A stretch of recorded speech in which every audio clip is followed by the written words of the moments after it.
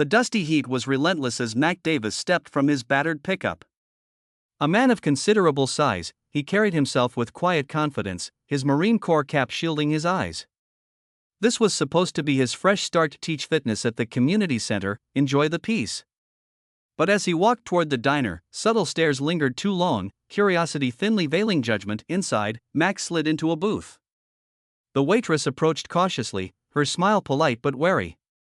He ordered coffee in the special, adjusting his Marine Corps ring as he waited. The bell jingled.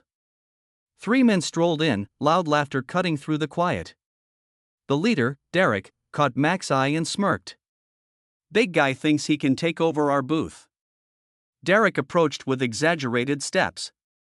"Didn't know the circus was in town." Mac stayed calm, sipping his coffee. Silence was often the best way to disarm a fool. "Too busy counting calories?"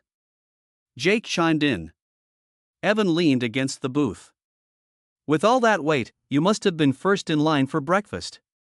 Or maybe second, third, and fourth." Mac's jaw tightened, but he said nothing, cutting into his meal deliberately. "Hey, I'm talking to you."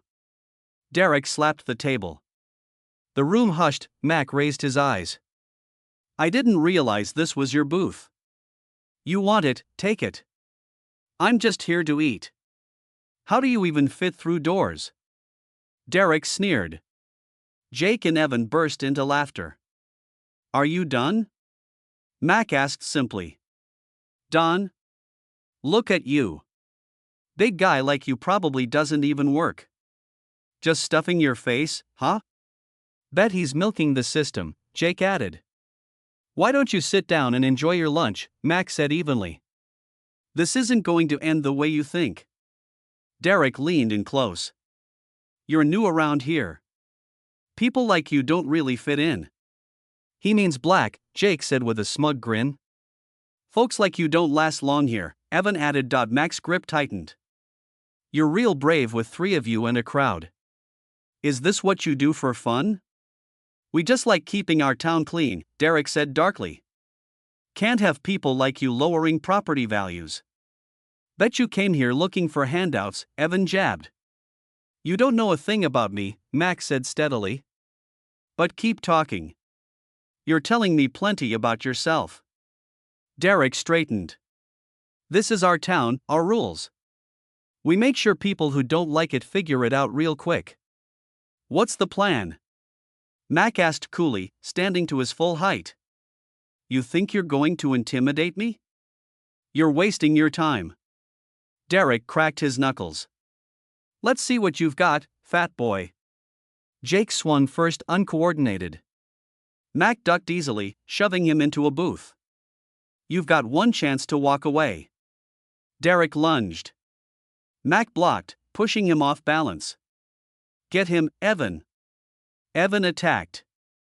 Mac caught his arm, twisting gently before releasing him with a controlled shove. Jake and Derek moved together. Mac pivoted, striking Jake's ribs. Jake doubled over. Derek slammed into Mac's chest, but it wasn't enough. Mac caught Derek's arm mid-swing. "You're out of your depth." Evan grabbed a chair, grazing Mac's arm.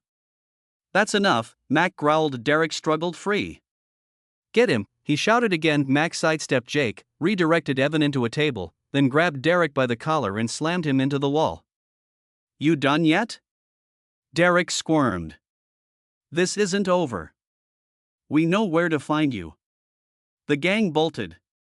"We'll make you pay." Derek shouted before disappearing. The waitress emerged. "Are you okay?" "I'm fine."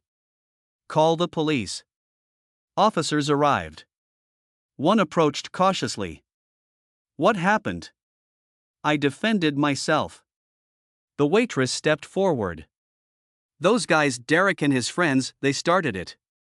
They've been causing trouble for years." The officer sighed. "Derek's known to us. Hard to get anything to stick. His family has connections." Mac narrowed his eyes. "They've been doing this for years, and no one stopped them?" "We do what we can, but people don't like to talk." That night, Mac researched. Local news revealed a pattern: harassment, fights, property damage. Victims recanted or moved away. Derek and his gang targeted outsiders, minorities, anyone different. At the community center, receptionist Sandra warned him. They've been doing this for years. Derek's uncle is on the town council. His dad owns half the businesses.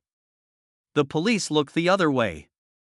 She gave him a contact, a black family Derek had targeted. Mac called.